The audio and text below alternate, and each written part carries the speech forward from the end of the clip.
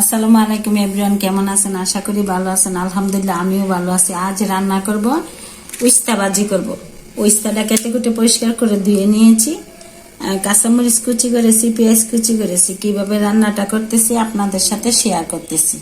তেলটা দিয়ে দিচ্ছি কড়াইয়ের মধ্যে, তেলটা ভালো করে গরম হয়ে যাক।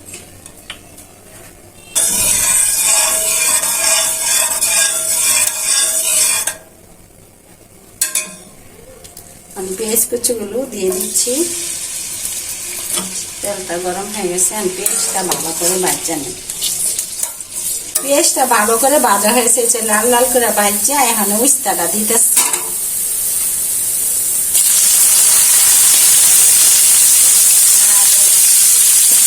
শরীরে গায়ে গায়ে জ্বর থাকলে মুখে রুচি আসে না, এরকম তাতে আমি উস্তা ভাজি খাই। পেঁয়াজ দিয়ে বা রসুন দিয়ে ভাজি করে খাইতে আমার ভালো লাগে। এরকম ভাবে আপনারা ভাজি করে খাইবেন। আমি খালি করা কাঁচামরিচগুলো দিয়ে দিচ্ছি। দিয়ে দিচ্ছি স্বাদ মতো লবণ। এখন এটা ভাজি করবো, ভাজি করে গরম ভাত দিয়ে খাবো। একটু দেখে দিচ্ছি সিদ্ধ হবে।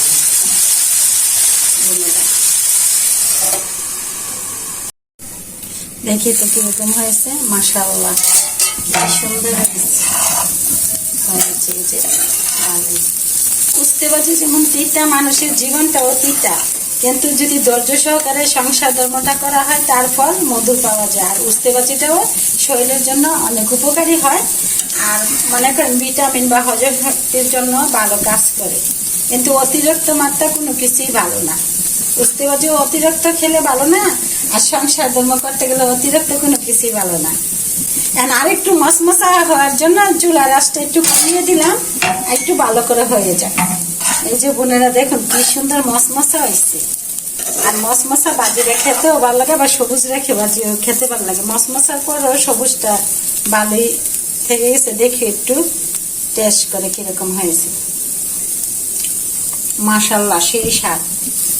উস্তে ভাজিটা ডালের সাথে খেলে ভালো লাগে। আমি গরম ভাত দিয়ে খাবো, আর সাথে এক টুকরা লেবু যদি চিপে নেন আরো অন্যরকম একটা টেস্টটা বাড়িয়ে দেয়। তো বোনেরা ভালো থাকবেন, সুস্থ থাকবেন। আমার ভিডিওগুলো বেশি বেশি দেখবেন, লাইক করবেন, কমেন্ট করবেন।